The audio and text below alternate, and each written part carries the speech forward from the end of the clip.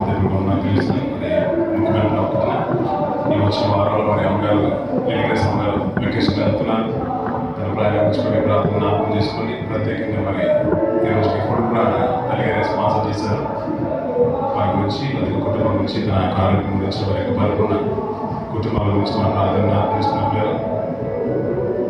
ప్రశ్న గురించి మనం ఏమైనా మాట్లాడుకుని జ్ఞాపకం చేసుకునే ప్రయత్నం చేద్దాం. పాత నిబంధన గ్రంథం నుంచి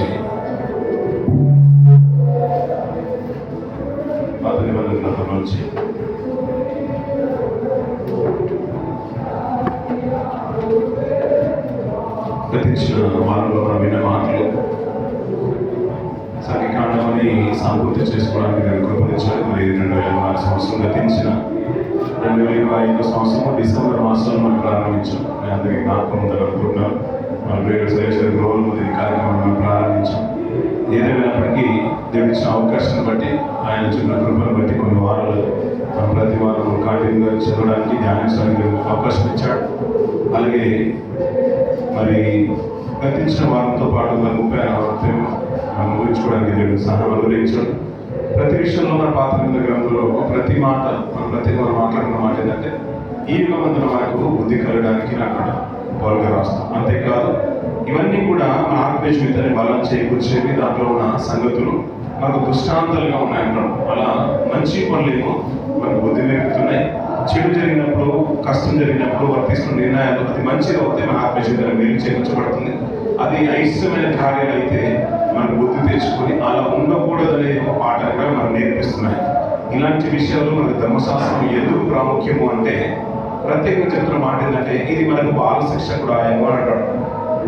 పౌలు గారు అంటారు ఇది మనకు బాల శిక్షకుడు ఆయన అంటారు. చిన్నప్పుడు మన ముందర తరాలు నాన్నగారి తరాలు వారికంటే ముందర తరాల్లో వారు స్టడీస్కి వెళ్తున్నప్పుడు వారు బాల శిక్ష అనేది ఉండాలి బాల శిక్ష అనేది ఉండాలి. అది నేర్చుకుంటే అదే గొప్ప అనుకునే వాళ్ళు ఆ రోజుల్లో చాలా మంచి విషయాలు ఉండేవి. అలా మనకు ఒక పాఠ్యాంశాల్లోకి ముందుకు తీసుకెళ్ళడానికి ధర్మశాస్త్రం గురించి అవగాహన రావడానికి పౌలు గారు అన్న మాట కూడా ఏంటంటే అది బాల శిక్షకుడు ఆయన అంటాడు.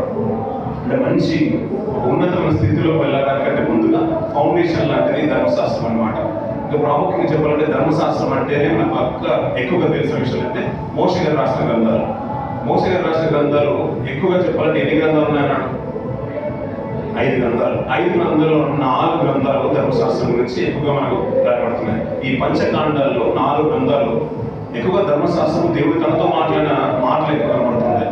నిర్మకాండం గురించి మనం ఎక్కువగా వింటున్న ఉద్దేశంతో సంఘకాండం మనం ప్రారంభించాం. దాంట్లో కొన్ని విషయాలు మనం జ్ఞాపకం చేసుకున్నాం. దాన్ని 3 భాగాలు మనం చేసాం. ఆ విషయాలు మనకు బాగా జ్ఞాపకం ఉందనుకుంటున్నాం. 3 భాగాలు చేసిన విధానం ఏంటంటే మనకు అర్థం అవడానికి ఒక దాని గురించి ఒక అవగాహన ఒక సారాన్ని మనం అర్థం చేసుకునే ప్రయత్నం చేయడానికి మనం ప్రయత్నం చేసాం. ఈ సంఘకాండంలో 40 సంవత్సరాల చరిత్ర ఉందనే విషయం మనం జ్ఞాపకం చేసుకున్నాం. లేదా ఆ భాగాన్ని ముగించుకొని తర్వాత కొన్ని న్యాయాధిపతుల గురించి మాట్లాడుకుంటే మన ఉద్దేశం చాలా చక్కగా ఉంటున్న ఉద్దేశం. దానికంటే ముందు మధ్యలో ఉన్న కొన్ని గ్రంథాలు దాన్ని కూడా జ్ఞాపకం చేసుకుని మనం ముందుకు వెళ్తుంటే మన ఆత్మ జీవితానికి చాలా ఉపయోగపడుతుందనే ఉద్దేశంతో ద్వితీయోపదేశకాండాన్ని నేను ప్రారంభించిన ఆశ కలిగిన ఇది దీని గురించి మాట్లాడుతూ దీన్ని కూడా రచించింది ఎవరై అంటే మనం ఏమంటాం మోషే గారే రచించారు అని అంటాం. ఇది ఇంచుమించంటే పిల్లగా క్రీస్తుకు పూర్వం 1400 సంవత్సరాలు అంటే 1400 years బిఫోర్ క్రైస్ట్ బీసీ 1400 సంవత్సరాల నుంచి 1406 సంవత్సరం వరకు ఆ మధ్య కాలంలో రాయబడిన గ్రంథంగా దీని పరిగణలోకి తీసుకున్నారు. ఆల్మోస్ట్ ఏంటంటే ఆయన రాసిన గ్రంథాలన్నీ కూడా 1400 సంవత్సరాల్లోనే రాయబడ్డాయి క్రీస్తుకు పూర్వం. ఎందుకంటే ఆయన మోషే గారు నిర్గమకాండంలో అంటే ఆయన జీవనం అందుకు మనకు స్టార్ట్ అవుతుంది. 40 సంవత్సరాలు అరణ్య మార్గంలోనే గడిచిపోయింది. 40 సంవత్సరాలు అంతకుముందు ఇంకా తన మామగారి జీవితంలో గడిచిపోయింది. 40 సంవత్సరాలు ఇంకా చెప్పుకుంటూ ఉంటే ఐగుప్తులోనే జీవనం అందులో గడిచిపోయింది. అంటే అది ఎప్పుడు రాస్తుండొచ్చు అంటే నిజంగా చెప్పాలంటే అరణ్య మార్గమే రాసినట్టుగా మనకు అర్థమవుతుంటుంది. ఎందుకంటే అంతవరకు తనకంటే ఒక ప్రసంగం ఉంది, నేను దేవుని కొరకు చేయవలసిన పని ఉంది, దాన్ని నిష్ట కలిగి ఉండాలన్న విషయము తన మామగారి దగ్గర ఉన్నప్పుడు అర్థం కాలేదు. ఒకరితో దేవుడు మాట్లాడే వరకు ఆ విషయం అర్థం అవ్వలేదు. తన అంతఃపురంలో ఉన్నప్పుడు ఐగుప్తులో ఒక పౌరుడుగా బ్రతుకుతున్నాడు కాబట్టి ఒక బుద్ధి కలిగే వరకు తన సహోదరుని చూడాలని ఆశ కలిగే వరకు 40 సంవత్సరాల్లో గ్రంథం రాసేంత ఆలోచన అంతా కలగలేదు. అంటే మిగతాదంతా కూడా ఎప్పుడు రాసినట్టు 80 సంవత్సరాలు గడిచిపోయిన తర్వాత అరణ్య మార్గంలో ఉన్నప్పుడే రాయించినట్టుగా మనకు అర్థమవుతూ ఉంటుంది లేఖన భాగాలు బట్టి. నిర్గమకాండం కంటే ముందు ఉన్న ఆది కాండం కూడా మోషే గారు రచించిన విషయం మనకు బాగా తెలుసు. నిర్గమకాండము, ఇంకా లేవికాండము, సంఖ్యాకాండము, చివరిగా ద్వితీయోపదేశ కాండం. ద్వితీయోపదేశ కాండము అనగానే మనకు అర్థమయ్యేది ద్వితీయ అంటున్నాం, రెండో ఉపదేశం అంటే ఒక ధర్మశాస్త్రానికి మారుగా ఇంకొక ఉపదేశం కాదు. ధర్మశాస్త్రాన్ని మళ్ళీ చెప్తున్నాడు, మళ్ళీ ఒక ఉపదేశం, రెండవ ఉపదేశం ద్వితీయోపదేశ కాండము. కాండాల్లో ఇది 5వ కాండము, చివరి కాండము. ఆయన రచించిన గ్రంథంలో చివరి గ్రంథము. ఇంకా చెప్పాలంటే ఆయన జీవిత కాలం, మరణకాలం సమీపించినప్పుడు జరిగిన సందర్భాలు ఎక్కువగా ద్వితీయోపదేశ కాండంలో మనకు కనబడుతూ ఉంటాయి. ఇక చివరి గ్రంథం ఈ ద్వితీయోపదేశ కాండము యథావిధిగా మనం అనుకున్నట్టుగా మోసే గారు రచించారు. ఇంకా అది క్రీస్తు పూర్వం 400 సంవత్సరం నుంచి 6 సంవత్సరాల కాలంలో రాయబడింది. ఈ కాలంలో ఈయన మోసే గారే రాశారనే మాటకు ఇందులోనే కొన్ని విషయాలు మనకు అర్థమవుతూ ఉంటాయి. ఆ మాటలు చూసుకొని మన వాక్యదానంలోకి వెళ్ళాం పిల్లలు. ద్వితీయోపదేశ కాండము 30వ అధ్యాయము 9వ వచనము, అలాగే 4వ అధ్యాయము 40వ వచనం చూసుకొని ముందుకు వెళ్ళాలి. మోషే ఈ ధర్మశాస్త్రమును రాసి యెహోవా నిబంధన మందసమును మోయు యాజకులైన లేవీయులకును ఇశ్రాయేలు పెద్దలందరికీ దాన్ని అప్పగించి సరిపోతుంది. ఇక్కడ మాట్లాడుతున్న మాట ఏంటంటే, అంటే మూల మాట ఎవరు రాస్తారనే మాటకు ఈ ధర్మశాస్త్రం రాసింది ఎవరయ్యా అంటే మోషే గారే రాస్తారంట. 4వ అధ్యాయంలో ఒక మాట ఉంటుంది చూడండి. 4వ అధ్యాయం 44వ వచనం. 4వ అధ్యాయం 44వ వచనం. మోషే ఇశ్రాయేలుకి ఇచ్చిన ధర్మశాస్త్రము ఇది అన్నట్టు. ఈ శాస్త్రాన్ని కూడా చదువుతుంటే 40 వరకు ఇంకా చదువుతుంటే మనకు అర్థమయ్యే మాట ఏంటంటే ఆయన గారే ఇచ్చారు, ఆయన గారే రాస్తారన్న విషయం మనకు తెలిసిన మాట. ఈ గ్రంథంలో కూడా మనకు లిఖిత పూర్వకంగా రాబడిన మాట. యోష గ్రంథం బిగినింగ్లో కూడా ఉంటుంది, నా సేవకుడు ధర్మశాస్త్రం ఇచ్చాడు కదా అనే మాట కూడా యోష గారితో దేవుడు మాట్లాడుతున్న మాట బట్టి నాకు అర్థం చేసుకోవచ్చు. అంటే మోషే గారే రాశారు ఈ గ్రంథాన్ని కూడా. ఆయన రాసిన కాలాన్ని సూచిస్తూ దీంట్లో కూడా 34 అధ్యాయాలు మనకు కనబడుతున్నాయి. 34 గ్రంథాలు కనబడుతున్నాయి, 34 అధ్యాయాలు కనబడుతున్నాయి. ఇంకా ఈ 34 అధ్యాయాలని ఇంకా కొన్ని విషయాలు మనం అర్థం చేసుకోవడానికి ప్రయత్నం చేస్తుంటే దీన్ని కూడా 3 భాగాలు చేసినట్లయితే ఇంకా బాగుంటుంది. ఇప్పుడు ఒక మార్గాన్ని దాటుకొని వారు అరణ్య మార్గంలో వెళుతూ ఇంకొక మార్గాన్ని దాటుతూ ముందున్న మార్గం కంటే ముందున్న సందర్భాలను దేవుడు సూచించాడు. సంఖ్యాకాండాన్ని మనం 3 భాగాలు చేస్తాం. మొదటి భాగము మొదటి అధ్యాయం నుంచి 9వ అధ్యాయం అన్నాం. అలాగే 10వ అధ్యాయం నుంచి 33 వరకు అన్నాం. 34 నుంచి 36 వరకు చివరి భాగం. మొదటి భాగానికి మనం అనుకున్న మాట ఏంటంటే సీనాయి పర్వతాన్ని విడిచిపెట్టడానికి వారు సిద్ధపడుతున్నారు, వెళ్ళడానికి సిద్ధపడుతున్నారు.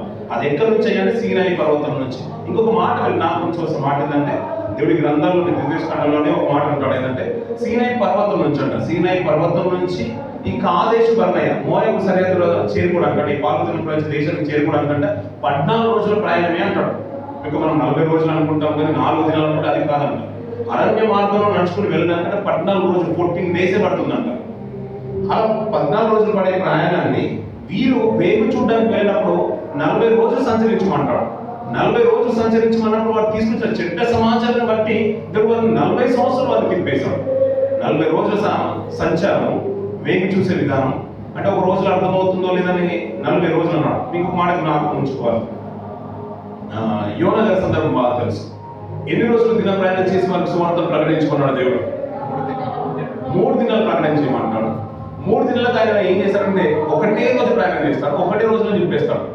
కానీ వారు ఉపవాసం ఉన్న విధానం అంటే ఒక రోజు ప్రకటన విధానం. ఇంకా ఆ మాట విషయం ఎందుకు ఆ మాట జ్ఞాపకం చేస్తారంటే కొన్ని సందర్భాల్లో పిల్లల చెప్పేదానికంటే చెప్తున్నప్పుడు చూసేది ఎక్కువగా రిజిస్టర్ అవుతుంది.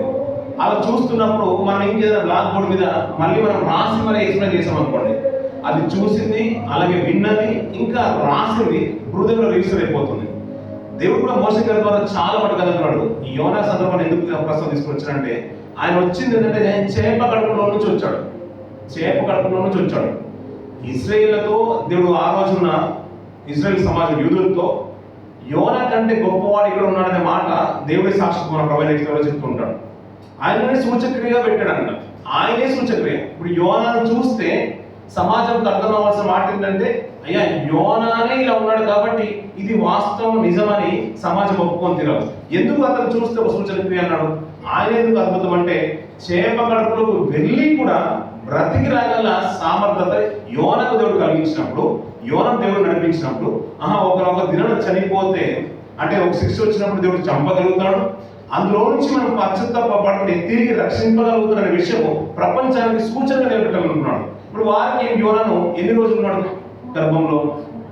3 దినాలు, 3 పగళ్ళు 3 రాత్రులు ఉన్నాడు. ఇప్పుడు చేప గర్భంలోకి వెళ్ళి వచ్చిన వ్యక్తి ఎలా ఉంటాడు? అన్ని ఫ్లూయిడ్స్ తోని ఒక స్మెల్, ఒక రకమైన మామూలుగా చేపలు పట్టుకుంటే ఒక వాసన వస్తుంది, ఒక డిఫరెంట్ స్మెల్ అయితే వస్తుంది.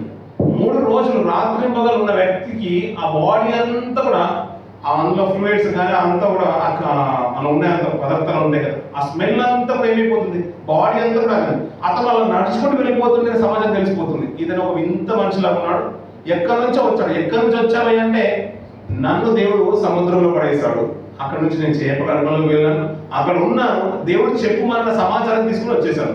ఇలాంటి వ్యక్తి చెప్తుంటే ఆటోమేటిక్ ఏమైపోతుంది, ప్రపంచం మారిపోతుంది. ఇప్పుడు 3 దినాలు వెళ్ళాల్సిన అవసరం లేదు.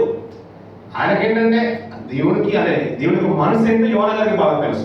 కానీ యోన గారి ఉద్దేశం ఏంటంటే, నేను 3 రోజులు వెళ్ళాల్సిన అవసరం లేదు, ఒక మాట వారు పశ్చాత్తాపడ్డా దేవుడు క్షమించేస్తున్న విషయం నాకు తెలుసు.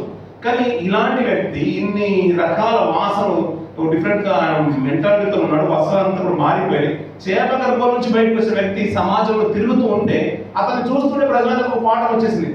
ఇలాంటి వ్యక్తి సగం కాలిపోయిన వ్యక్తి అనుకోండి, సగం కాలిపోయింది, యాక్సిడెంట్ అయితే రక్తాలతో ఉన్నాడు, ఆ మనిషి భూమి మీద అట్లా తిరుగుతున్నాడు మన ముందు కళ్ళెముగా. ఏమైంది అంటే, ఇలా వెళ్ళాను, అక్కడ ఎవరు శత్రువు ఉన్నాడు, లేకుంటే ఏదో ఉంది, అక్కడ సింహం ఉంది, అది నన్ను పొంచి ఉంది, నా మీద గాయం చేసి, ఈ గాయాలతో వచ్చినప్పుడు ఆ మార్గాన్ని వెళ్తాం. వీళ్ళు ఎందుకంటే సాక్షాత్తు మన కళ్ళ ముందు సాక్ష్యం ఉంది, విట్నెస్ ఇక్కడ ఉన్నాడు కాబట్టి మనం వెళ్ళాం. ఇవి నేను పడిపోయాను, అందులో నుంచి వచ్చిన వాడిని ఈ ఊరంతా ఒక రోజు తిరిగేసాను అనుకోండి, ప్రజలు ఎలా ఉంటుంది. అందుకని ఒక సూచన పెట్టేశాడు, అతన్ని చూస్తే చాలు ఆటోమేటిక్గా ప్రజల్లో ఒక భయం అనేది పుట్టుకొచ్చింది. అందరు రాజులు మొదలుకొని గాడిదల వరకు, పశువుల వరకు ఉపవాసం ఉన్నారంటే అతను బలమైన ప్రసంగం ఏం చేయలేదు అక్కడ. ఇవి మాదిరిగా నిలబెట్టేసరికి నేను అలా వెళ్ళాను, అందులో నుంచి దేవుడు నన్ను నిలబెట్టుకున్నాడు. మీరు కనుక మారకపోతే మీ జీవితాలు దారుణంగా ఉండబోతుంది, దేవుడు నాశనం చేయబోతున్న విషయాలు 40 రోజుల్లోగా ఈ పట్టణం నాశనం అయిపోతుంది. కాబట్టి మీరు మార్పు పొందమని ఒకటే మాట. ఆయన అంతా తిరిగాడు కాబట్టి ప్రజల్లో ఒక బాధ, ఒక పశ్చాత్తాపం కలిగింది, నిజమే మనం చేసే క్రియలు మంచి కావాలి. ఆయన చూసిన మాట ఏంటంటే, ప్రజలు చూస్తున్నారు, ఆయన చెప్పిన మాటలు వింటున్నారు, ఆటోమేటిక్ మనుషులు హృదయాలు అందరికీ రిసీవ్ అయిపోయింది. యోనా గారు చెప్పిన సాక్ష్యం నిజమే అనేటువంటి ఉండిపోయింది. మోషే గారి విషయంలో కూడా అంతే, మోషే గారి విషయంలో కూడా అంతే. మిగతా కాండాలన్నీ కూడా ఒక ఎత్తు, ఇది రెండో ఉపదేశం. ఎందుకంటే మీరు జ్ఞాపకం మాట, మనం 3 భాగాలు అన్నాం ఆ మాటలు. మొదటి భాగం సంఖ్యాకాండంలో 3 భాగాలు చేసేసాము, అది అయిపోయింది. వాడి సరిహద్దు వరకు ఆయన వెళ్తున్నారు, సిద్ధపడ్డారు మొదటి భాగం 9వ అధ్యాయం వరకు. రెండవ భాగం ఏమన్నామంటే, వారు మోయాబు సరిహద్దు వరకు వెళ్ళుకున్నారు. అవును కదండి, ప్రయాణ సూత్రాలు, అందులో జీవన విధానం మనకు కనిపించేసింది రెండవ భాగం అంతట్లో. అక్కడికి వెళ్ళిపోయారు, యోర్దాన్ సరిహద్దు వరకు వెళ్ళుకున్నారు, అది దాటిది అయిపోయింది. కానీ యోర్దాన్ కంటే ముందే పాలు తెగల దేశం ప్రారంభం అయిపోయింది. అందుకనే రూబేనీలు, గాదీలు, అబూగా అని కోరుకున్న విషయం. అవును కదండి. చివరి భాగం ఏమన్నాడు, దేవుడు వాహనంతో చెప్పిన సూచనలు, సలహాలు, ఆజ్ఞలు, అంతే. అక్కడ మనకు సంఖ్యాకాండంలో మనకు ఎదురయ్యే విషయాలు మనకు చాలా కనబడుతూ ఉంటాయి. ఈ సంఖ్యాకాండం అయిపోగానే మళ్ళీ ఉపదేశం చేస్తున్నాడు అంటే విషయం ఎవరితో మాట్లాడుతున్నాడు అంటే, అదే ఇజ్రాయేలుతో మాట్లాడుతున్నాడు మోషే గారు, అదే తన ప్రజలతో మాట్లాడుతున్నాడు. మళ్ళీ చెప్తున్నాడు, ఇవి సాక్షార్థంగా నేను నిలబడ్డాను, ఇది 40 సంవత్సరాల తర్వాత, ఇది ప్రయాణం తర్వాత నేను సాక్షిగా నిలబడ్డానని తనను తాను చూపించుకుంటూ ప్రజలతో చెప్తున్న మాట. ఎందుకు చేయాల్సింది వచ్చిందని మీరు ఆలోచించడం పిల్లలు. మన సంఖ్యాకాండంలో అంటూనే ఉన్నాం, సంఖ్య అంటే ఒక నంబర్స్ అన్నాం. వాళ్ళు లెక్కిపోయినప్పుడు అంటే 6,03,050 అన్నాం. మళ్ళీ 40 సంవత్సరాల తర్వాత మళ్ళీ లెక్కించేశారు. మళ్ళీ లెక్కించినప్పుడు 6 లక్షల జనాంగమే కనబడ్డది. ఎందుకంటే అందులో ఉన్నవారు ఎవరంట, యెహోషువ, కాలేబు, వారిద్దరు తప్ప అంతవరకు అక్కడ ఉన్నవారు. ఆ పాటికి మనకు సంఖ్యాకాండం పూర్తయ్యే సందర్భంలో 2 మరణాలు మనం చూస్తుంటాం, ప్రముఖులైన మరణాలు. మిరియాము గారు మనం చనిపోతారు, అలాగే అహరోను గారు కూడా చనిపోతారు. ఇంకా బ్రతుకున్న వాళ్ళు ఎవరైనా ఉన్నారంటే మోషే గారు ఉన్నారు, యెహోషువ, కాలేబులు ఉన్నారు. ఆ తరంలో నువ్వు వెళ్తావు అని చూస్తావు, కానీ నువ్వు వెళ్ళని మాట మోషే గారికి చెప్పినట్టుగా మనకు అర్థమైపోయింది. ఇంకా తరంలో వెళ్ళే వారు ఎవరు ఉన్నారంటే ఇద్దరే అన్నాడు. దేవుడు ఖండితంగా చెప్పిన మాట ఏంటంటే, 6 లక్షల జనంగా ఒకప్పుడు ఉన్నారు. తరాలు గడిచిపోయిన తర్వాత, ఒక తరం గడిచిపోయే సంవత్సరం 40 సంవత్సరాలు దాటిన తర్వాత ఆ సమాజం అంతా కూడా కాలగర్భంలో కలిసిపోయారు. ఇంకా చెప్పాలంటే సెలెఫోతు కుమార్తెల యొక్క సాక్ష్యం కూడా మనకు ఆధారం. మా తండ్రి గారు కూడా చనిపోయారు. మీకు వ్యతిరేకంగా నిలబడిన కోరా బృందంలో చనిపోలేదు, కానీ తాను చేసిన పాపాలను బట్టి వానికి కూడా వెళ్ళిపోయారు అనే మాట మనం విన్నాం. అంటే పెద్దలైన వారు, సమాజంలో ఉన్నవారు, దేవునికి వ్యతిరేకంగా నిలబడిన వారు చనిపోయారు, దేవునికి ఇష్టమైన వారు కూడా చనిపోయారు. అంటే 40 సంవత్సరాల తర్వాత వయసు పూర్తయిపోయి చనిపోయారు. చివరికి ఏంటంటే అక్కడికి వచ్చిన తర్వాత ఇద్దరు నిలబడుతున్నారు. అంటే ఈ ద్వితీయోపదేశ కాండంకి వచ్చేసే వరకు ముందు ఉపదేశించి విన్న వారిలో ఎవరు లేరు అక్కడ. మొట్టమొదటి ప్రసంగం అయిపోయింది. ఆ ప్రసంగం అయిన తర్వాత కొంతకాలం పట్టింది. ఎన్ని కాలం అంటే 40 సంవత్సరాలు పట్టింది. అప్పుడు ఈ 40 సంవత్సరాల తర్వాత చిన్నగా ఉన్నారు, 20 సంవత్సరాల కంటే చిన్న వాళ్ళు ఉన్నారు. ఆ చిన్న వాళ్ళకి అందరికి మళ్ళీ బోధ చేయాలంటే అంటే ముందున్న సంగతులు అన్ని కూడా తెలియదు. కాబట్టి మోషే గారు మళ్ళీ ద్వితీయోపదేశ కాండం మళ్ళీ ఒక ఉపదేశం చేయాల్సిన పరిస్థితి వచ్చేసింది. అంతకు ముందే చేశాడు కదా అంటే చేశాడు, కానీ అది పెద్దలకు చేశారు, వాళ్ళు వెళ్ళిపోయారు. అక్కడ మిగిలిన వారు ఎవరైనా అంటే యెహోషువ కాలేబులే ఉన్నారు. ఆ తరంలో అతను వెళ్ళిపోతూ మళ్ళీ ఒక ప్రసంగం చేయాల్సిన అవసరం వచ్చింది. ఎందుకయ్యా అంటే ఇప్పుడు పుట్టుకొచ్చిన జనరేషన్ ఏంటంటే 20 సంవత్సరాలు పైబడిన వారు ఉన్నారు. వీరికి అక్కడ అరణ్య మార్గంలో పుట్టిన వారై ఉండొచ్చు, లేకుంటే అంతకన్నా ముందు చిన్నవారు ఆ లెక్కింపబడినప్పుడు చిన్నవారై ఉండాల.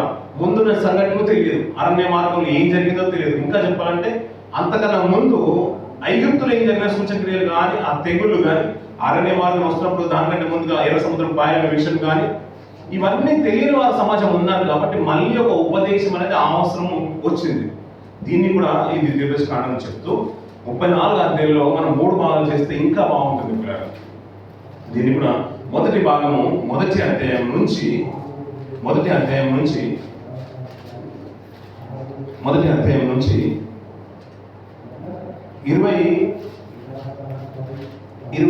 వరకు పిల్లలు 26 వరకు మొదటి భాగంగా మనం పరిగణలోకి తీసుకున్నట్లయితే ఇంకా చాలా బాగుంటుంది.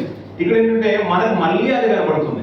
వారు ప్రయాణం చేసిన విధానం, వారు అరణ్య మార్గమున ఈ మోయాబు సరిహద్దు వరకు, మోయాబు అంటూ ఉంటే మన పార్వతీయుల ప్రపంచ దేశం, ఇక్కడికి వచ్చే వరకు వారి ప్రయాణ విధానము, ఆ సంఘటనలు జరిగిన సంఘటనలన్నీ కూడా మొదటి భాగంలో మళ్ళీ మనకు కనబడుతూ ఉంటాయి. దేవుడు ఏదైతే మాట్లాడాడో, ఏదైతే సూచనలు ఇచ్చాడో మళ్ళీ ఆ ప్రస్తావన తీసుకుని వస్తున్నాడు. ఇశ్రాయేలుతో మాట్లాడిన అన్యజనాంగం గురించి కానీ, దేవుడు ఇచ్చిన ధర్మశాస్త్రం గురించి కానీ, ఆజ్ఞలు కానీ, కట్టాల గురించి కానీ, జరిగిన విపత్తులు కానీ, ఇంకా ఏదైతే అడ్డంకులు కలిగాయో 26వ అధ్యాయం వరకు మనకు మొదటి భాగంలో మళ్ళీ కనబడుతుంది. వారి ప్రయాణ విధానం, ఏ రీతిగా మేము వెళ్ళి వచ్చాము, ఎలా జరిగాయని మొదటి భాగంలో మనకు కనబడుతుంది. 27 నుంచి మనకు చివరిగా 30 వరకు పిల్లలు, 31వ అధ్యాయం వరకు మనం చూసినట్లయితే పిల్లల, మనకి ఇక్కడ ఈ భాగవంతుల్లో మనకు కనిపించే మాట ఏంటంటే దేవుడు వారితో మాట్లాడుతున్నాడు. మళ్ళీ ఈ సూచనలు సలహాలు ఆ యోర్దాను సరిహద్దులో మళ్ళీ దేవుడు చెప్తున్నాడు. ఎందుకయ్యా అంటే మీరు పార్వతీయుల ప్రపంచ దేశానికి వెళ్ళిపోతారు కాబట్టి మళ్ళీ ఎలా బ్రతకాలనే విషయం మళ్ళీ ఉపదేశం చేసినట్టుగా దేవుడు మళ్ళీ చెప్పిన విధానాన్ని మోషే గారు ప్రస్తావిస్తున్నారు. అదే భాగం మన సంఘకాండంలో ఎదురైన మాటలే. వారు సిద్ధపడింది మొదటి భాగము. రెండో భాగం ఏంటంటే వారు మోయాబు సరిహద్దు వరకు వెళ్ళిన విధం కనబడుతూ ఉంటుంది. మనం ఇంకా మిగతా గ్రంథాలకు వెళ్ళడానికి ముందుగా ఈ ద్వితీయోపదేశ కాండం గురించి కూడా మనం వింటే బాగుంటుంది. దీన్ని ఊహించుకుని ముందు గ్రంథాలు వెళ్తుంటే బాగుంటుంది. దీన్ని మధ్యలో విడిచిపెడితే అది బాగోదు, అసంపూర్తిగా ఉంటుందన్న ఉద్దేశం నేను జ్ఞాపకం చేస్తున్నాను. మొదటి భాగం అంతా కూడా ఏంటంటే వారు సీనాయి పర్వతం మొదలుకొని కాదేశ బర్నయ వరకు చేరు వరకు, ఇంకా మోయాబు సరిహద్దు వరకు చేరు వరకు, ఇదంతా కూడా 26వ అధ్యాయంలో మనకు కనబడుతుంది. వారు ప్రయాణం చేసిన విధానం కూడా మళ్ళీ చెప్తున్నాను. ఇలా వెళ్ళాము, ఇలా జరిగింది, ఇక్కడ వరకు నిలిచిపోయాం, మేము ఈ ప్రాంతం వరకు వచ్చాము, అక్కడ ఏం జరిగిందో మళ్ళీ చెప్తాడు. అక్కడ నుంచి 26వ అధ్యాయం వరకు మన మొదటి భాగం అన్నాం. 27 నుంచి 30 వరకు రెండో భాగం దేవుడు వారికి ఇచ్చిన సలహాలు, సూత్రాలు, ఆజ్ఞలు. ఇంకా ఖండితంగా చెప్పాలంటే వారు అక్కడికి వెళ్ళిన తర్వాత ఎలా బ్రతకాలో దేవుడు చెప్పిన మాటలు. ఇంకా 31వ వర్షం నుంచి 31వ అధ్యాయం నుంచి 34 వరకు చివరి భాగం, 3వ భాగం. ఇందులో మోషే గారే మాట్లాడతారు. చివరి తన ప్రసంగం అంతే. మొదటి మాట చూడండి, 31వ అధ్యాయం మొదటి మాట చదువుతున్నాను. మోషే ఇశ్రాయేలులందరితో ఈ మాటలు చెప్పుట చాలించి వారితో మరలా ఇట్లను, నేను 120 ఏళ్ల వాడనై ఉన్నాను, ఇక మీదట నేను వచ్చుచూ పోవచ్చు ఉండలేను. సరిపోతుంది పిల్లలు. ఈ చివరి భాగం ఇక్కడ నుంచి 31వ అధ్యాయం మొదలుకొని 34 వరకు మోషే గారి మాటలు మనం ఉంటుంది. ఆయన సాక్ష్యమే మనం వింటాం, ఆయన ప్రసంగమే ఉంటుంది. ఈ చివరి భాగం అంతా కూడా ఆయన అంతకుముందు చెప్పిన మాటలు ఎవరివయ్యా అంటే అవి దేవుని మాటలు.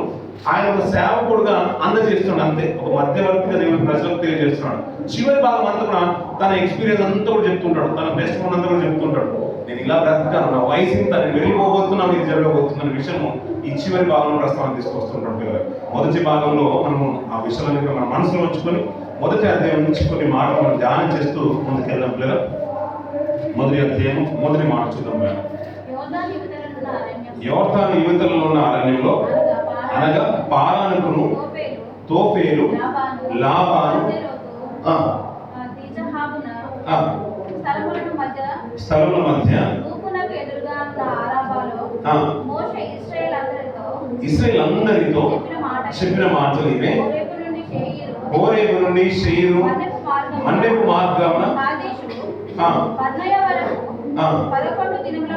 ప్రయాణము. సరిపోతుంది పిల్లలు. ఈ సందర్భాన్ని జ్ఞాపకం చేసుకుని మళ్ళీ ఆ ప్రస్తావన మీరు జ్ఞాపకం ఉంచుకోవాల్సిన మాట ఏంటంటే ఈయన అందరితో చెప్తున్న మాట కాదు, అంటే తరం గడిచిపోయింది, ఇప్పుడున్న కొత్త తరంతో చెప్తున్న మాటలు, కొత్త తరంతో మోసే గారు చెప్తున్న మాటలు, మళ్ళీ ఉపదేశం చేస్తున్న మాటలు. అయ్యా మేము ప్రయాణం ఇలా చేసాం, ఇన్ని రోజులు ప్రయాణం పట్టింది, కాదేశు బర్నే వరకు 11 రోజుల ప్రయాణం చేసి వచ్చాం. అంతవరకు జరిగిన సంఘటనలు అన్ని కూడా మళ్ళీ జ్ఞాపకం చేస్తాం. మళ్ళీ ఈ విషయం చెప్పకపోతే తర్వాత తరాలకు తెలియవు పిల్లలు. ఎందుకంటే అరణ్య మార్గంలో ఉన్నప్పుడే చాలా మంది హతులైపోయారు, వారు అక్కడ పుట్టిన వారు ఉన్నారు. ఎందుకంటే 40 సంవత్సరాలు అన్నారు, లెక్కించినప్పుడు 20 సంవత్సరాలు పైబడిన వారినే లెక్కించేశారు. ఒకవేళ అంతవరకు వయసు 18 సంవత్సరాలు ఉన్నారనుకోండి, మళ్ళీ లెక్కించినప్పుడు సెకండ్ సంఖ్యలో వచ్చిన వారే ఉంటారు. ఒకవేళ అదే సందర్భంలో 40 సంవత్సరాల ప్రయాణంలో మధ్యలో కనుక ఎవరైనా పుట్టినట్లయితే వారికి ఈ సందర్భం వచ్చేసరికి వెళ్ళి ఒక 30 సంవత్సరాలు 35 సంవత్సరాలు అయిపోతుంది, అంటే 20 సంవత్సరాలు పైబడిన వారు వస్తూ ఉంటారు. అందుకని ఆ లెక్కించిన వారి కొరకు మళ్ళీ ఒక ప్రసంగని మోసే గారు ప్రారంభించారు. ఆ ప్రసంగంలో చెప్తున్న మాట ఏంటంటే, అయ్యా మేము అక్కడి నుంచి బయలుదేరి వచ్చాము. అలా వస్తున్నప్పుడు అంట 40వ సంవత్సరంలో 11వ నెల, ఇప్పుడు మార్చిన పిల్లలు 45వ సంవత్సరంలో 11వ నెల మొదటి తేదీన మోసే ఇశ్రాయేలుకు బోధించుటకై వారితో చెప్పెను. యోర్దాను యువతలనున్న మోయాబు దేశమున సరిపోతుంది. ఆ మాట అక్కడే సంగీతకాండం మొదటి అధ్యాయం వచ్చేది పిల్లలు. మొదటి మాట చూద్దాం పిల్లలు. సంగీతకాండము మొదటి అధ్యాయం మొదటి మాట. ఏ సంవత్సరం అంటే 2వ సంవత్సరము 2వ నెల మొదటి తేదీ అంటారు పిల్లలు. అక్కడ ఎన్నో సంవత్సరము 2వ సంవత్సరం. ఇక్కడికి వచ్చిన తర్వాత సంఖ్య చెప్తున్నారు పిల్లలు. 45వ సంవత్సరంలో 11వ నెల మొదటి తేదీన మోషే ఇశ్రాయేలుకు బోధించడమే యెహోవా తనకు ఆజ్ఞాపించినదంతయు వారితో చెప్పెను. ఆల్మోస్ట్ ఏమైపోతుందంటే 40 సంవత్సరాలు పూర్తయిపోతుంది. 40 సంవత్సరంలో 40వ ఏట, అంటే అరణ్య మార్గంలో వచ్చిన 40వ సంవత్సరంలో ఇశ్రాయేలుకు చెప్తున్న మాటలు ఇవి. అంటే అక్కడ 2 ఉంది, ఇక్కడ 45 వచ్చేసిందనే మాట కాదు. ఓవరాల్ గా 40 సంవత్సరాలు దేవుడు లెక్కించినప్పుడు కరెక్ట్ గానే తీసుకొస్తాడు. ఏ సంవత్సరంలో అక్కడ ప్రారంభించారు, ఇక్కడ వచ్చిన తర్వాత ఏంటంటే 45వ సంవత్సరంలో 11వ నెల మొదటి తేదీన ఇశ్రాయేలుకు బోధించక యెహోవా తనకు ఆజ్ఞాపించినంతయు వారితో చెప్పెను. యోర్దాను యువతలున్న మోయాబు దేశమున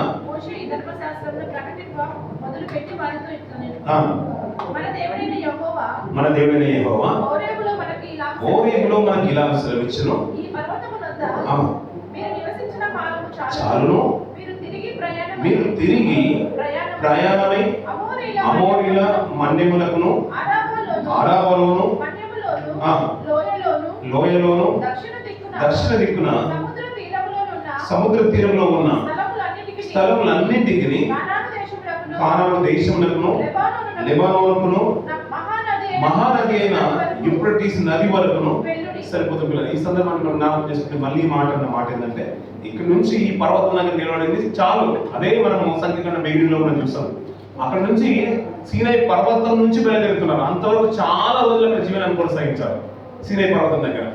ఆ తర్వాత నుంచి మీరు ఇక్కడ నుంచి వెళ్ళు అన్నప్పుడు వారు సిద్ధపడుతున్నారు. మొదటి 9 అధ్యాయాలు మనం అదే చూసాం. అక్కడ వెళ్ళకంటే ముందు ఒక సంఖ్య కావాలన్నాడు, లెక్కించేశారు వారిని. లెక్కించినప్పుడు 6,03,550 మంది సంఖ్య లెక్కింపబడ్డారు. అది కాల్బలం అన్నాడు. ఇంకా చెప్పాలంటే వారితో అన్యజనంగా ఉన్నారు. ఇవంతా కూడా 30 లక్షల జనాంగం అన్నాడు. అదే ప్రయాణాన్ని మళ్ళీ చెప్తున్నా, అయ్యా ఇది ఎక్కడ చేస్తున్నాడంట ఈ ప్రసంగం అంతా కూడా అంటే మోయాబు దేశంలో మోషే ఈ ధర్మశాస్త్రం ప్రకటింప మొదలు పెట్టాను. అంటే దానికి దీనికి ఏ సంవత్సరం ఉందంటే 40 సంవత్సరాలు చాలా వ్యవధి ఉంది. 40 సంవత్సరాల తర్వాత మన యొక్క ప్రసంగం చేసినప్పుడు, అయ్యా మేము ప్రారంభించింది ఎక్కడి నుంచి అయ్యా అంటే సీనాయి పర్వతం నుంచి. ఆ రోజు దేవుడు నాతో ఇలా అన్నాడు, మీరు ప్రారంభించండి ఈ ప్రాంతాలన్నీ కూడా, ఈ మైదానం నుంచి, లోయలో నుంచి, సరిహద్దుల నుంచి మీరు వెళ్ళండి, కానాను దేశాన్ని మీరు స్వతంత్రించుకోండి. అక్కడ వెళ్ళకంటే ముందు మీ ప్రయాణం ఎలా సాగిందో, మా ప్రయాణం ఎలా సాగిందో ఈ వీరికి ఆ రోజున్న జనరేషన్ చెప్తున్నాడు. చిన్న పిల్లలైన వారు, ఎదిగిన వారికి అప్పుడున్న ప్రసంగాన్ని తెలియజేస్తున్నాడు. అక్కడ కొన్ని విలువైన మాటలు మాట్లాడుతూ, ఇదిగో ఆ దేశంలో మీకు అప్పగించిందని మీరు వెళ్ళి యెహోవా మీ పితరులైన అబ్రహాము, ఇస్సాకు, యాకోబులకు వారి తర్వాత వారి సంతానములకు ఇచ్చిందని అక్కడ మాకు చెప్పాడు దేవుడు. అందుకనే మేము ఈ అరణ్య మార్గం నుంచి వచ్చాము, మేము ప్రయాణం వెళ్ళాము. ఈ మాటలు మాకు మేముగా వచ్చింది కాదు. ఇప్పుడు తన ప్రజలకు అర్థం అవ్వాలి, తన జనాంగానికి అర్థం అవ్వాలి, ఆ జనరేషన్కి అర్థం అవ్వాలి. మేము మాకు మేము అరణ్య మార్గం రావట్లేదు. మీరు పుట్టే తరపుకి మేము అరణ్య మార్గంలో ఉన్నామేమో మీరు అనుకుంటారు, మరి అనేకులకు ఉన్నట్టుగా మనకు ఎందుకు స్వాస్థ్యం లేదని మీరు బాధపడతారేమో. అలా కాదు ఆలోచన విధానం.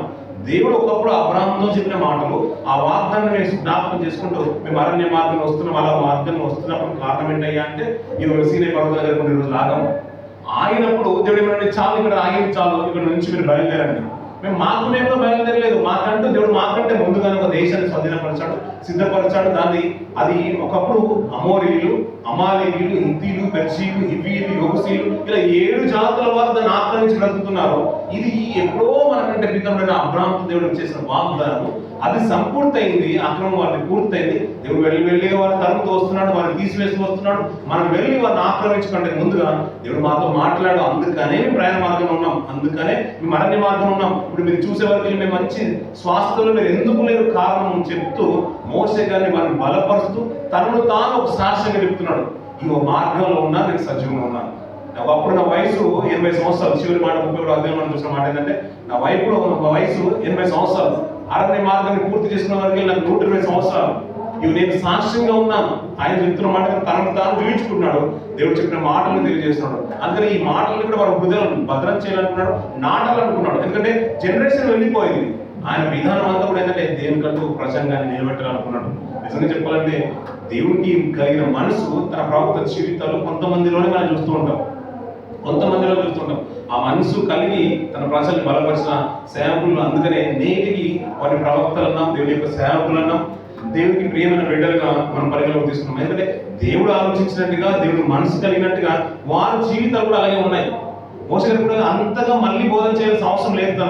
అంతగా తనకు తాను సాక్షిగా జీవించుకోవాల్సిన అవసరం లేదు. ఎందుకంటే తన ప్రజలు తనకంటూ దేవుడు తనకు జనంగా ఇచ్చాడు, తనకంటూ ఒక ఆయుష్ ఇచ్చాడు. కాబట్టి దీన్ని సాక్షార్థంగా నేను నిలబెట్టాలనుకున్నాడు. ఆ పనిని పూర్తి చేయడానికి ఆయన కోరుకున్న విధానం కూడా చాలా అద్భుతంగా అనిపించింది. ఆయన చెప్తున్న మాటలు అన్ని కూడా మనకు జ్ఞాపకం ఉంటాయి కదా. కిందికి కొన్ని మాటలు జ్ఞాపకం చేస్తూ నేను వెళ్తున్నా. పడవ వచ్చి మీరు చెప్పిన మాట చొప్పున కాబట్టి బుద్ధి కలిగి ప్రసిద్ధులైన మాట 12వ మాట ఒకసారి చూసుకొని ముందుకెళ్దాం. నేను ఒక్కడనే మీ కష్టమును మీ భారమును జ్ఞానమును వివేకము కలిగి మీ గోత్రంలో ప్రసిద్ధి చెందిన మనుషులను ఏర్పరచుకోండి, వారు మీ మీద నియమించదని మీతో చెప్పగలరు. ఈ మాట ఎందుకు సందర్భం వచ్చిందో మీరు జ్ఞాపకం ఉంచుకోవాలి కదా.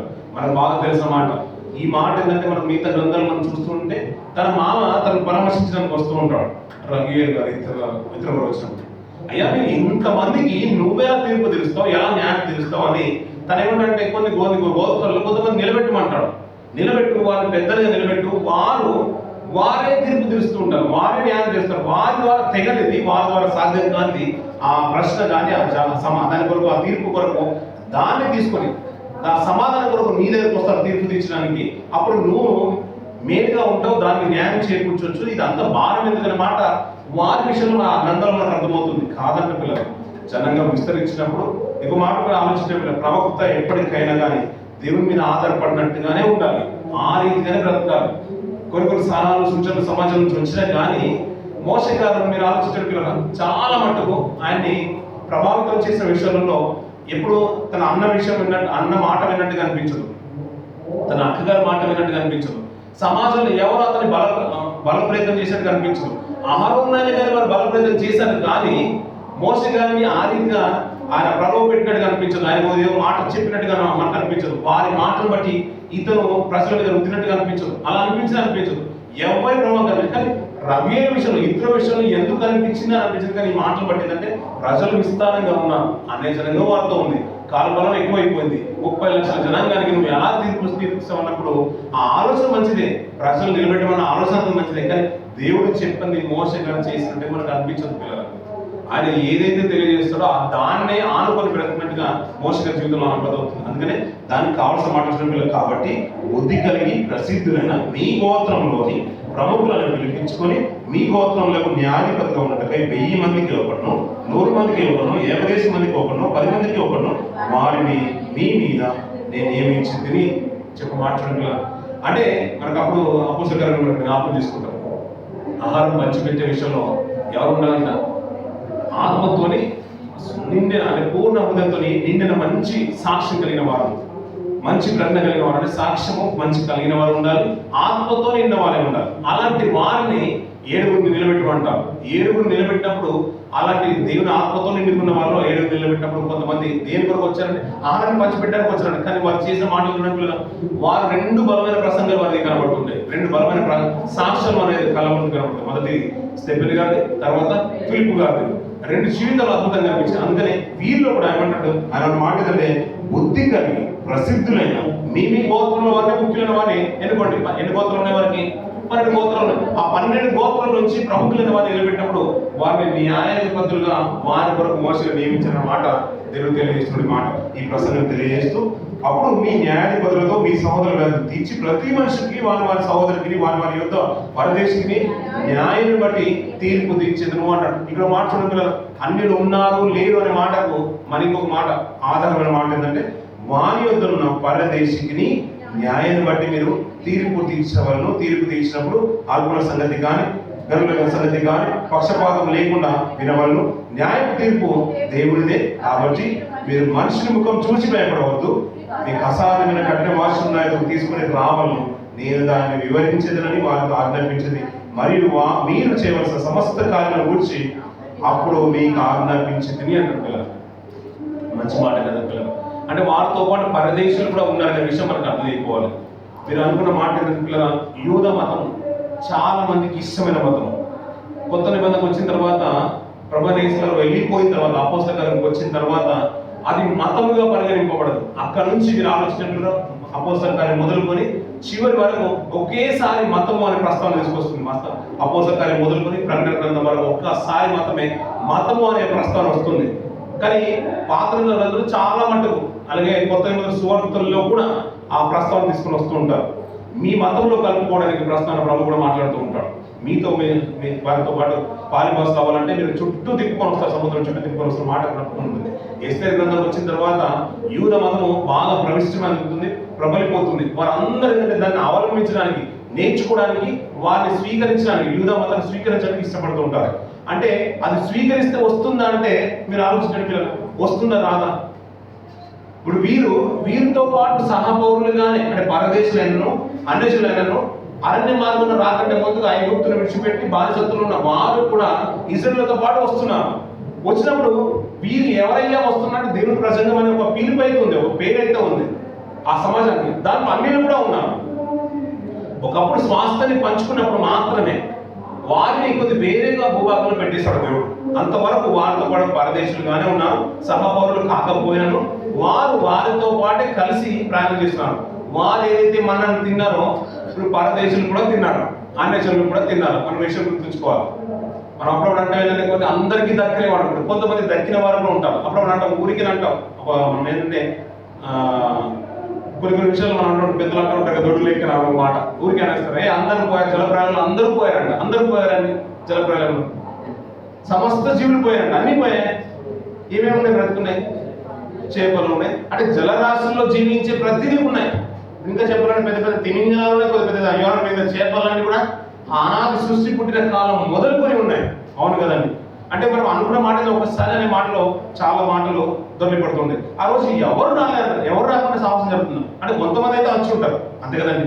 ఆ రీతిగానే ఆ రోజు ఎవరు లేరు అంటే ఇజ్రాయేల్ అనే దేవుడు నడిపించాడంటే ఇజ్రాయేలే కాదు దేవుడు నడిపించింది. ఆయన అది అన్యులైనను దేవునికి ఇష్టమైన జనంగా ఒకవేళ మొర్ర పెడితే అంటే మొర్ర పెట్టకపోయినా కూడా యథార్థమైన స్థితి కనుక మనుషులు కనబడితే దేవునికి ఆయన విడిచిపెట్టేవాడు కాదు. మోయాబు రాన్ని తీసుకురావడానికి మోయాబు రాన్ని అంత పెద్ద గొప్ప స్థితి కలిగిన వారు కానే కాదు. కానీ రూతు అంటే ఒక స్త్రీ ఏదో మంచి ప్రవర్తన తన జీవితంలో ఉంది. అప్పుడప్పుడు అంటాను చాలా సందర్భాలు నాకు నిజం పిల్లలు మనకు అప్పుడప్పుడు వర్షాలు జరుగుతూ ఉంటాయి. తుఫాన్లు వచ్చినప్పుడు వడగల వర్షం పడ్డప్పుడు పొలాల్లో చిన్న చిన్న డైమండ్స్ మనకు కనబడుతుంటుంది. దానికంటే ఒక షేప్ ఉండదు, ఒక ఆకారం ఉండదు, అని ఒక డిఫరెంట్ షేప్ లో ఉంటుంది, ఇర్రెగ్యులర్ షేప్ లో ఉంటుంది. అది ప్రాపర్ గా ఉండనే ఉండదు. కానీ దానికి షైన్ పెట్టేవాళ్ళు కావాలి, దానికి పదును పెట్టేవాళ్ళు కావాలి. అది పదును అయితే లోకంలో దానికి ఏదైతే విలువ ఉందో దానికంటే గొప్ప విలువ ఇది సంతరించేసుకుంటుంది. అలాగే పిల్లల సమాజంలో దేవుని కొరకు బ్రతికేవారు అక్కడెక్కడ ఉన్నారు, మనం చూస్తున్నాం కదా. దేవుని కొరకు బ్రతకని వారు ఒక నిష్ట కలిగి ఉన్నారు. దేవుని కొరకు బ్రతకని వారు అలాంటి వాళ్ళు సౌలు ఒకడు. దేవుని కొరకు బ్రతకని వాడు నిష్ట కలిగిన వాడు సౌలు అంటే ఒకడు ఉన్నాడు. అతను షైన్ చేస్తే సరిపోతుంది, జస్ట్ వెలిగించి వదిలేస్తే చాలు, నా కొరకు బలంగా వాడబడతాడు. అదే దేవుడు అనుకున్నాడు. అలాంటి వారినే దేవుడు వాడుకుంటాడు. పిల్లలు మీరు ఆలోచించండి, లోకంలో గనులైన వారు దేవుడి పరిసరాలకు రారు, కానీ ఆయన వాడుకున్నప్పుడు ఏంటంటే లోకంలో బ్రతికిన దానికంటే కూడా దేవుని కొరకు గొప్పగా బ్రతకగలుగుతారు. అప్పుడప్పుడు మనం పెద్ద పెద్ద స్టార్స్ మనం చూస్తుంటాం, వాళ్ళు పెద్ద యాక్టర్ అండి యాక్ట్రెస్ అని మనం వింటూ ఉంటాం. వాళ్ళు మిషనరీస్ అంటే ఎక్కడో బ్రతికిన వారే, కానీ అక్కడ ఒక పేరుంది. కానీ దేవుడు కొద్దిగా వదిలిపెడితే చాలు, తను ఒకసారి వెలిగించి వదిలిపెడితే చాలు. సమరస్త్రీ ఎలాంటిదో మనకు తెలియదు, ఎలాంటిదైనా అక్కర్లేదు. కానీ ఒకసారి వదిలి ఇలా అమ్మ నువ్వు బాగు చేసి వదిలిపెడితే చాలు, ఆమె ఊరినందరూ కూడా తీసుకుని వచ్చేసిందంట. ఇప్పుడు కానాను స్త్రీ గురించి మాట్లాడుతూ ఉంటాం. ఇంకా చెప్పాలంటే ఇప్పుడు ఎరుకో ఆ పట్టణం పైన ఉన్న మేడ కలిగిన ఒక స్త్రీ గురించి మాట్లాడతాం, రాహాబు అనే స్త్రీ గురించి మాట్లాడతాం. ఆమె అంత పరిచయం ఉంది సమాజంలో, తనకు తెలియని వారంటే ఎవరు లేరు. కానీ ఒక్కసారి ఆమె చేసినది చెడు మాటే, ఆమె మాట్లాడింది నిజం కాదు, ఆమె మాట్లాడింది అబద్ధమే. వేగులో వారు వచ్చారా, వారు ఎక్కడ ఉన్నారంటే ఆమె ఏమంది, వచ్చారు నా ఇంట్లో దాచిపెట్టారని నిజం చెప్పలేదు. ఆమె వచ్చిన మాట వాస్తవంగానే వేరే మార్గంలో వెళ్ళిపోయారని అబద్ధమే చెప్పింది. అయినా దేవుడు ఆమెను మర్చిపోలేదు. అంటే అలాంటి వారు దేవుళ్ళకి వస్తే ఎలా ఉంటుంది అంటే అంత పలుకుబడి ఉన్నవారు, అందరికి తెలిసిన వారు, ఈ వార్త దేవుని వార్త అల్టిమేట్గా ఏంటంటే దేవుని గురించిన వార్త అనేకులకు తెలియజేయబడాలి. అది ఎలాంటి వారిని దేవుడు ఎన్నుకుంటాడా, ఏ స్థానం నుంచి తీసుకుని వస్తారో అది మనకి ఎవరికి తెలిసింది కానే కాదు. యోగ్యుడైన వాడు ఎక్కడున్నా కానీ దేవుడు ఎన్నుకుంటాడు. కొర్నేలియు మనకు నిదర్శనం. నీతిమంతుడు ధర్మకార్యాలు చేసిన వాడు, దేవుడికి భయపడేవాడు, అలాంటి వాటిని దేవుడు వెలిగించేసాడు అనుకోండి. లోకంలోనే అంత నిష్ట కలిగి ఉంటే దేవుడి గురించి ఇంకా నిష్ట ఎంత కలిగి ఉంటాడు. అందుకని భారతదేశంలో ఎందుకు ఈ అరణ్య మార్గం నడిపిస్తున్నట్టే, అయ్యా నేను మర్చిపోయేవాడిని కాదు, ఎలాంటి వారైనా దీనులైనను కడుబీదులైనను ఉన్నంత వారే కాదు, నా ప్రజల్ని నేను ప్రేమించేవాడిని కాదు, అది నా రాజ్యము యెహోవాదే అంటాడు. భూమి ఆకాశం వెళ్ళినవాడు ఆయన అంటాడు, మీరు నా పిల్లలు అంటాడు, సర్వలోకము ఆయనది అంటాడు. అంటే ప్రపంచమన్నీ కూడా ఆయనది. అప్పుడు ప్రజలు తన వారు కాదు అని చెప్పడానికి లేదు, అందరూ తన వారే. అందులో అన్యులని కానీ పరదేశులని కానీ ఇంకా చెప్పినట్టు తన జనంగం అని ఏమీ లేదు, అందరూ తన వారే. కానీ ఒక భాగంలో విడుదల ఏర్పరచాలంటున్నాడు, ఒక భాగం నుంచి విమోచన కలిగేయాలంటున్నాడు, ఒక భాగం నుంచి రక్షణ తీసుకొని రావాలంటున్నాడు, ఒకరి నుంచి స్వాస్థ్యాన్ని పంచిపెట్టాలను. అందుకనే ఒక కారణంలో నుంచి ఇజ్రాయేల్ భూభాగం నిలబెడుతున్నాడు దేవుడు. ఆ మూల భాగం నుంచి తీసుకొని వచ్చి కేంద్ర ప్రపంచానికి నడిబుద్ధి అయిన ఇజ్రాయేల్ భూభాగంలో స్వాస్థ్యం దేవుడు ఇవ్వాలనుకున్నాడు. దాన్ని చూస్తూ అనేక రక్షణ ఇవ్వాలనుకున్నాడు. అలా అరణ్య మార్గం నడిపిస్తూ ఉంటే భారతదేశంలో కూడా వారితో పాటు వెళ్తున్నారంట. అలా తీర్పు తీసినప్పుడు మా వాడు అని కానీ వేరే వాడు అని కానీ అలాంటి పక్షపాతం వారికి ఉండొద్దు. ఇప్పుడు చూడండి, ఎవరు యాక్సిడెంట్ చేసినా, అది లోకల్ యాక్సిడెంట్ చేసినా, మన నాన్ లోకల్ చేసినా, అందరికి రూల్ అందరికి ఒకే రూల్. అలాంటి విధానం అనేది దేవుడు నియమించే కట్టలు చూడండి. తీర్పు తీసినప్పుడు భారతదేశం అయినా కానీ ఒకే తీర్పు. ముఖం చూసి తీర్పు తీర్చొద్దంట. ఆ మంచి మాట్లాడుతున్నారు, ముఖం చూసి భయపడద్దు అని మాట్లాడుతున్నాడు. ఇంకా 19వ వర్షం నుంచి కొన్ని మాటలు జ్ఞాపకం చేస్తూ పిల్లలు, ఇవన్నీ కూడా ఏంటంటే హోరేబు నుండి సాగి మన దేవుడైన యెహోవా మనకు ఆజ్ఞాపించినట్లు మీరు చూసిన ఆ ఘోరమైన మహారణ్యంలో నుండి వచ్చి అమోరీల కాదేశు బర్నేకు చేరి తిని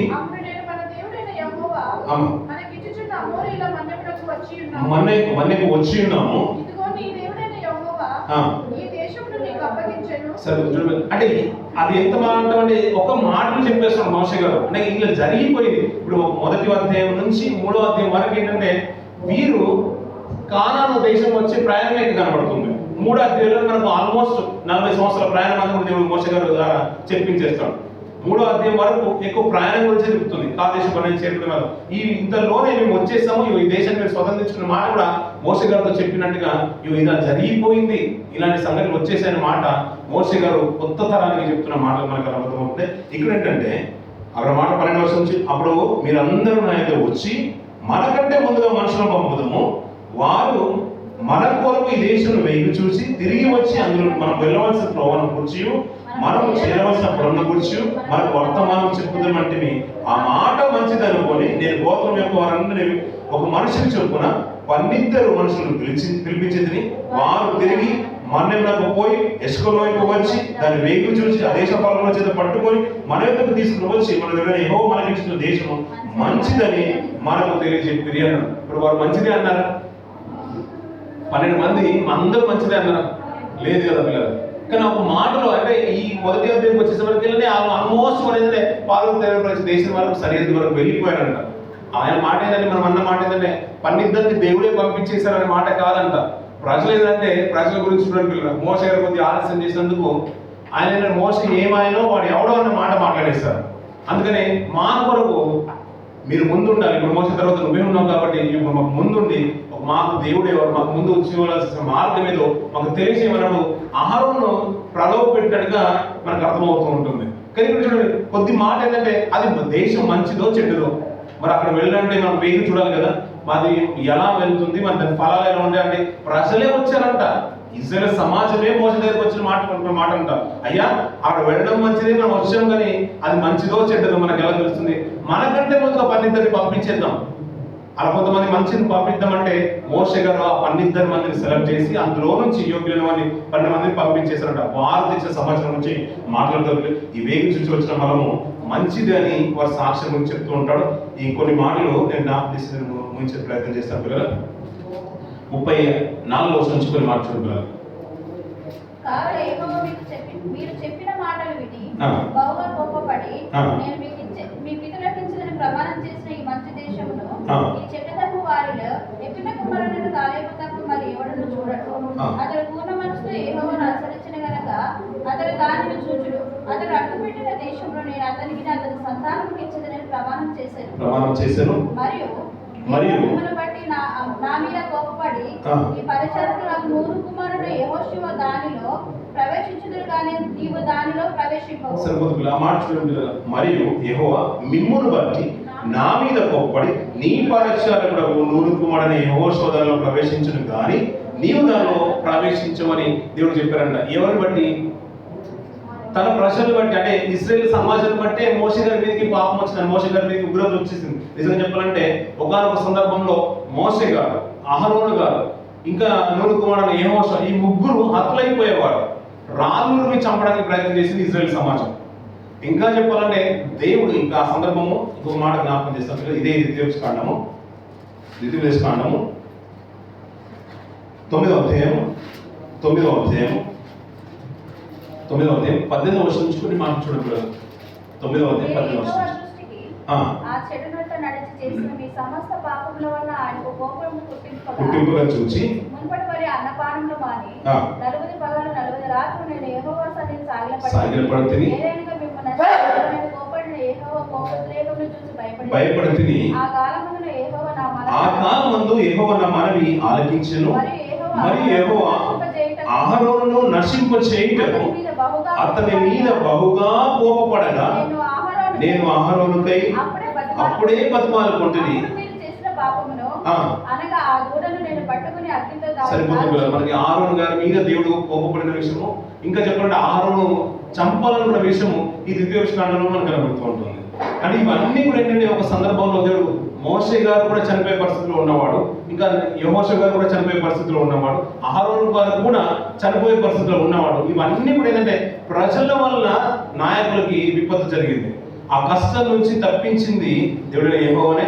అయ్యా మీరన్న మాటలు బట్టి, మీరు వేగి చూసిన విధానం బట్టి, మీరు మారని విధానం బట్టి నాకు ఆ శాపం కలిగింది, ఆ కీడు వచ్చింది అనే మాట ప్రస్తుతం చెప్తున్న మాట. నీ సేవకుడైన యెహోషువ దానిలో ప్రవేశించను కానీ సరిపోతుంది. ఇక్కడే మోషే గారు ప్రవేశింపారంట. ఈ మాట దేవుడు నాతో అన్నాడు, మీరు చేసిన విధానాన్ని బట్టి, మీరు చేసిన క్రియలను బట్టి, ఆ ఒక మాటలో ఈ గ్రంథంలో మొదటి అధ్యాయం నుంచి మూడవ అధ్యాయం వరకు ఎక్కువగా ఆ కాదేశ్ మోయాబు సరిహద్దు వరకు వారి ప్రయాణ విధానం కనబడుతుంది. మొదటి భాగంలో ఉన్న మాటలు ఏంటంటే, విలువైన మాట ఏంటంటే, నేను వేగు చూడడానికి పంపించిన మాట వాస్తవమే, అది మీ ప్రజల నుంచి వచ్చిన మాట, దాన్ని బట్టి నేను పంపించేశాను.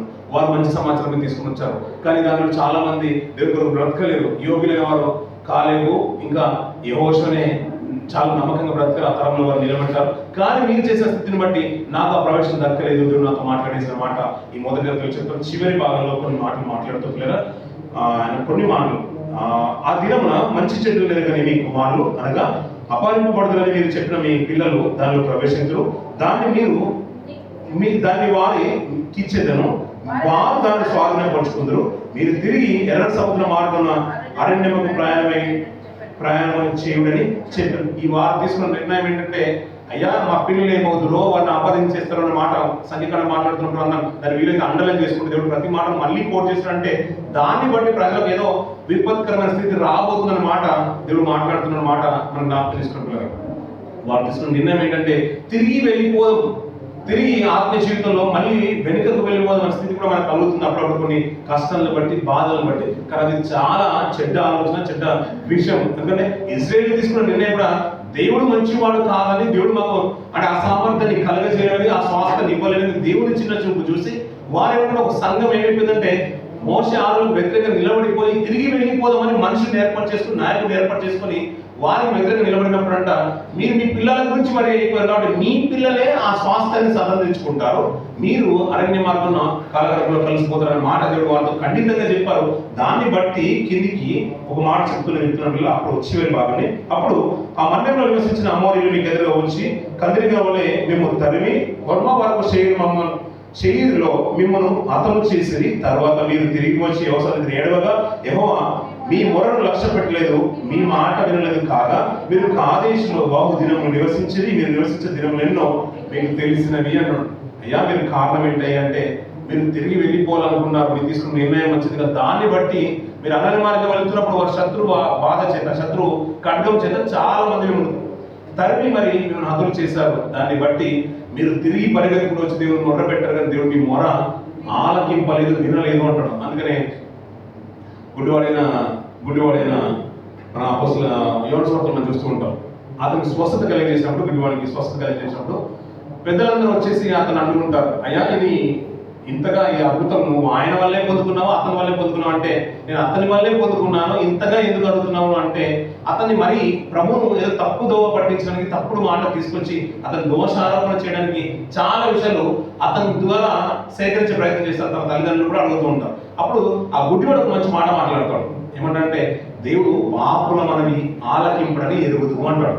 అంటే దేవుడు పాపుల మనవి ఆలకింపడ, ఇప్పుడు తప్పు చేసి తిరిగి అరణ్య మార్గం మళ్ళీ పాపం వైపు, శాపం వైపు, ఐగుప్తు అంటేనే శాపం, విగ్రహార్థన, అలాంటి శాపం వైపు తన ప్రజలు వెళ్ళిపోవడానికి సిద్ధమవుతున్నారు. ఎప్పుడంటే ఇంచుమించు 30 సంవత్సరాలు 25 సంవత్సరాలు ప్రయాణం చేసిన తర్వాత తిరిగి వెళ్ళిపోవడానికి సిద్ధపడినప్పుడు దేవుడు నిజంగా ఉగ్రుడు అయిపోయి చాలా మంది నాశనం చేశాడు. అలాంటి వారు మళ్ళీ మొరపెట్టినప్పుడు వినలేదంట. అందుకని దేవుడు పాపలు మనవి ఆలకింపడనే విషయం మనకు అర్థమైపోవాలి. మనం మారి ఎవరైనా పాపినంటే మన ప్రార్థన వింటాడు దేవుడు. ఆయన పశ్చాత్తాపం చెందిన ప్రజల వైపు తన చెవులు ఇస్తాడు, తను ఆలపిస్తాడు. దీనుడై ఎవడైతే నలిగిన హృదయంతో మొరపెడతారో వారి ప్రార్థన నేను ఆలకించుదును, వారు తిరిగి ఉజ్జింపజేయగలడానికి నేను సమర్థుని, వారి దగ్గర నేను నివసించడానికి, నేను పరమందులను ఆకాశమందులను నలిగిన వారిని ఉజ్జింపజేయడానికి వారి దగ్గర నివసించువాడు అనే మాట మనం ఎక్కువగా యెషయా గ్రంథంలో మనం వింటూ ఉన్న మాట, మనం బాగా ఉచ్చరణలో ఉన్న మాట. అందుకనే పాపం చేసి, తప్పు చేసి అయినా నేను నీతిమంతులని ప్రార్థన చేస్తే దేవుడు పాపమని ఆలకింపడంట. ఒకవేళ ఎవరైనా పాపి అని ప్రార్థన చేస్తానంట దేవుడు వింటాడు. అందుకనే శాస్త్ర పరిస్థితులు ఆ రోజుల్లో మేము నీతిమంతులకు యోగ్యులమని ప్రార్థన చేసేవాడు. అందుకని నాకు స్వస్థత కలగలేదు. కానీ ప్రభు అలా కాదు, ఆయన నీతిమంతులే ఉండి ప్రార్థన చేశారు కాబట్టి నాకు స్వస్థత కలిగింది. ఇంతకాలం నన్నేదో ఉచ్చారణలోకి తీసుకొస్తున్నాను, కానీ దేవుడు పాపలు మనం వినడమే నాకు తెలుసు. అతను పాపి అయితే అతను ప్రార్థన ఎందుకు వింటాడు దేవుడు? అతను నీతిమంతుడు కాబట్టి దేవుడు అతను ప్రార్థన స్వస్థత కలిగేసాన్ని ప్రభువును అంతగా ఆయన చేసిన వ్యక్తి గుడ్డివాడు పిల్లలు.